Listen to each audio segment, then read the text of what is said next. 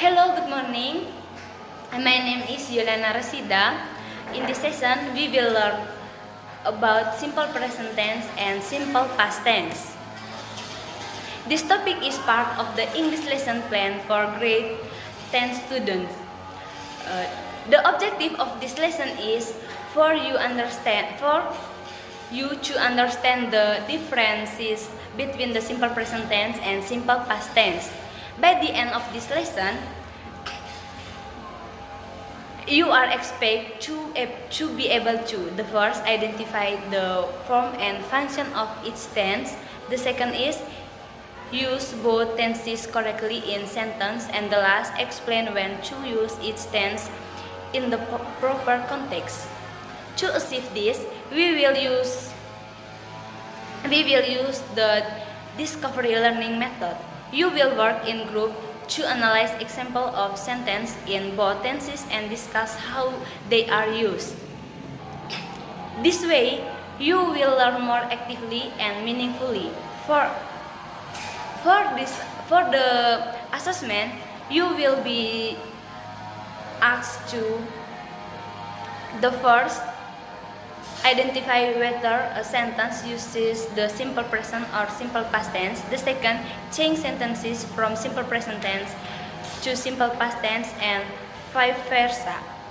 And the last, write short paragraph using both tenses.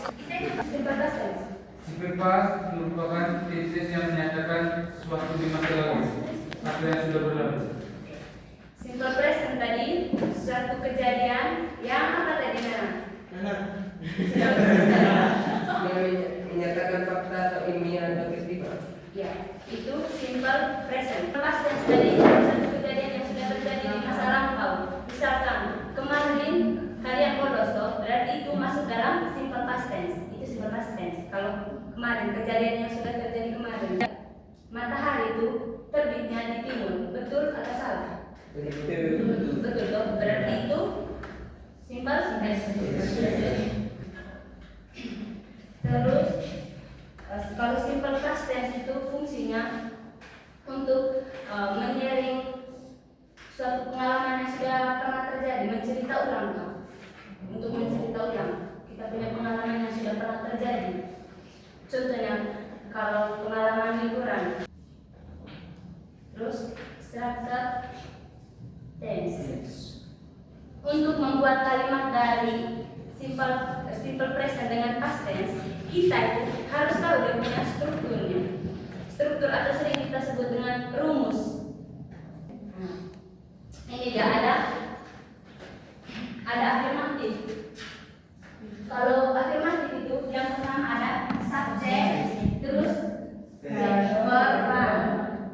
Bisa juga tambah objek, bisa juga lagi. Tapi yang perlu ada itu subjek dengan verb. Verb itu ada yang tahu contoh dari verb? Ada yang tahu contohnya? Verb. Bentuk pertama dari kata T. Kata dasar dia T. Tidak ada tambahan lagi. Terus subjek. Tahu semua atau subjek? Apa saja subjek yang kalian tahu? Subjek yang kalian tahu apa saja? I, you, Terus? we, Terus? they, Terus? she, it. Kalau saya apa? Saya. Saya. Kalau dia, he atau si? Apa perbedaan si dengan he? Kalau si menyatakan suatu person, Kalau he, menyatakan sedangkan he menyatakan dia laki-laki. Contohnya, saya bisa punya nama tadi yang punya doa. Yohan ini masuk ke dalam he karena dia laki-laki. He laki-laki. He itu sedangkan si perempuan.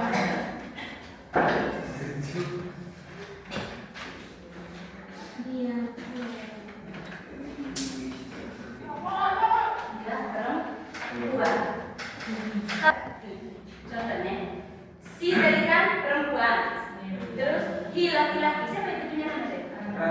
Kalau Ranti dengan Yohan berdiri sama-sama, berarti mereka masuk dalam apa? Kategori apa mereka? Apa? Day atau apa bahasa Indonesia? Itu dari. Ada saya, terus ada mereka nanti. Pokoknya dengan kalian semua di sini berarti apa? V atau kita. Sampai sini paham? Kita ya Pak? Si tidak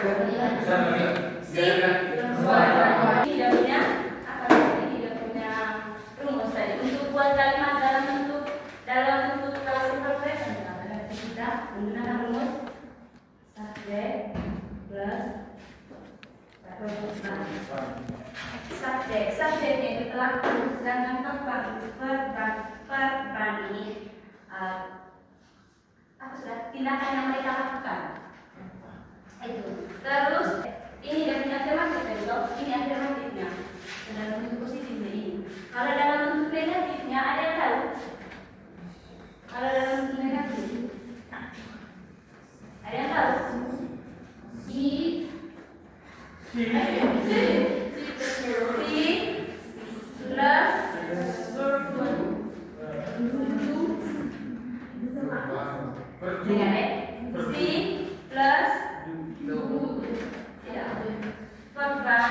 Tetapi ditambah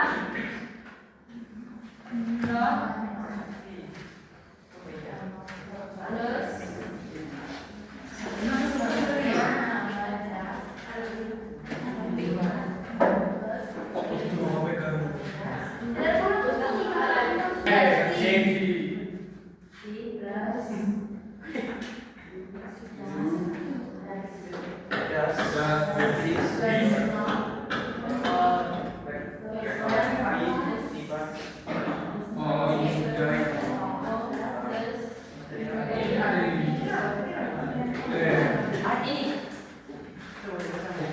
ini kalau negatif subject plus do or does plus not plus verb plus object ini. Nah, do ini kalau kita pakai do ya, berarti subjek yang kita pakai itu hanya untuk subjek I, you, they dengan me. Sedangkan does, kalau kita mau pakai does, berarti subjek yang kita gunakan itu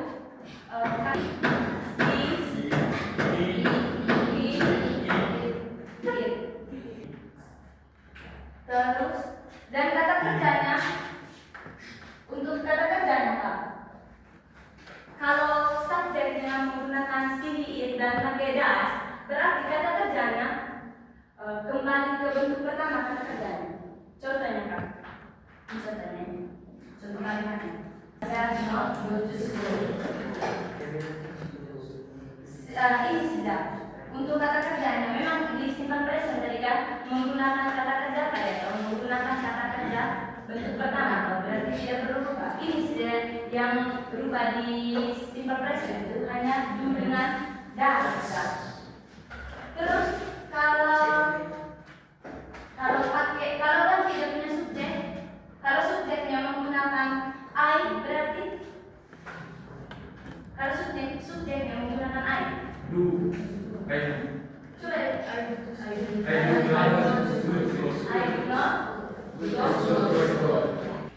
dari dua kalimat ini mana yang disebut subjek? Dengan titik yang sebelah. Si. Subjek. Kalau subjek yang kita pakai ini I, you, they, we, berarti do ini yang kita pakai. Berarti kita pakai do di kalimatnya nanti. Do yang kita pakai. Tapi kalau subjeknya si, he dengan it, berarti does yang kita pakai. Ini contohnya. Karena dia menggunakan subjek I, maka di sini menggunakan do.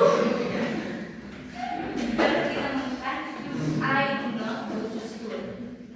Di sini dia berubah sudah. Karena apa? Subjek yang dipakai itu apa? Si. Itu makanya menggunakan does. Sudah mengerti kan?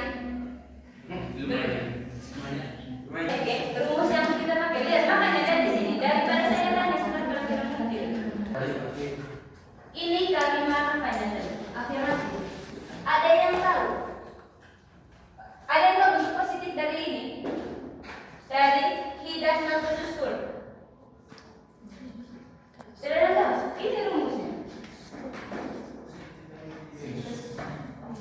Ketika ini tuh subjek plus verb atau kata kerja bentuk pertama. Ini rumusnya. Kalau rubah ini, kalau rubah kalimat negatif menjadi kalimat positif, bagaimana jadi? Kalau rubah menjadi kalimat positif ini, bagaimana jadi? Ya. Apa? Ya. He go.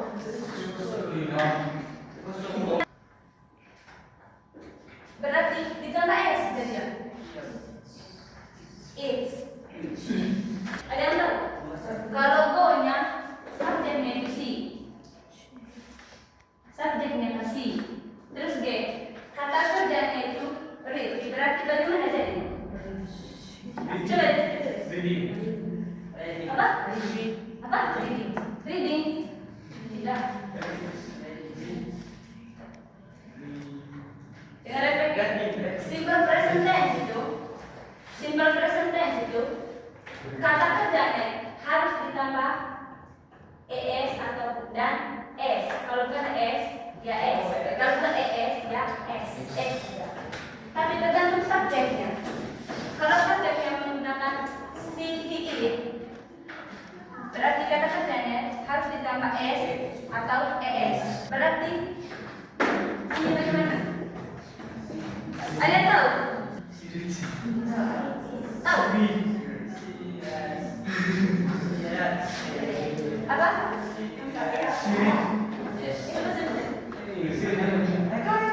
Iya, iya, sudah. Sudah. Masih. Mana sudah?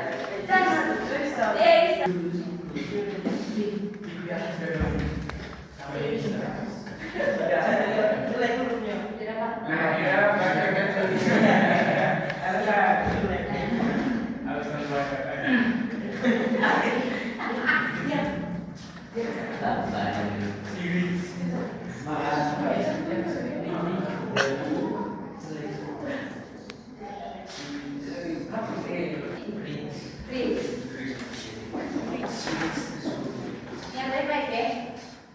Kata kalau subjek, kalau kalimat apa? Kalimat positif itu. Kalau subjek yang kita pakai si, he, atau it, berarti kata kerja setelah itu kita pakai, kita tambah s. Kalau tidak es, tergantung kata kerja. Kalau bukan s, ya es. Terus kah? Di ininya, di negatifnya, hanya ini saja yang berubah. Kata kerjanya kembali ke bentuk pertama. Contohnya kata read sini, read. Kalau dalam kalimat negatifnya ada subjek plus did not plus verb plus object. Nah, di kalimat positif ini kan kata kerjanya menggunakan kata kerja bentuk kedua kok. Sedangkan di kalimat negatif ini menggunakan kata kerja bentuk pertama. Karena apa? Karena ini yang sudah begini yang berubahnya di did-nya. Dari kata dasar apa ini? Dari kata dasar apa?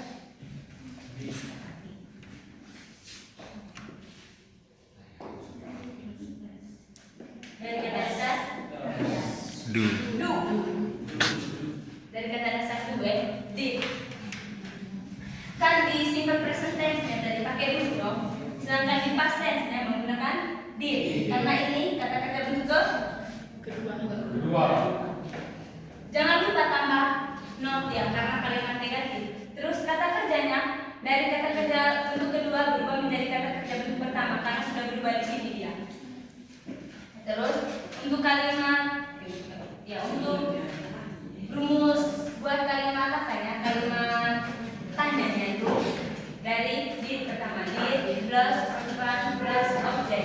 Kalau sudah ada di tingginya, berarti kata kerjanya kembali ke bentuk semula menjadi kata kerja bentuk verb. Contoh kalimatnya itu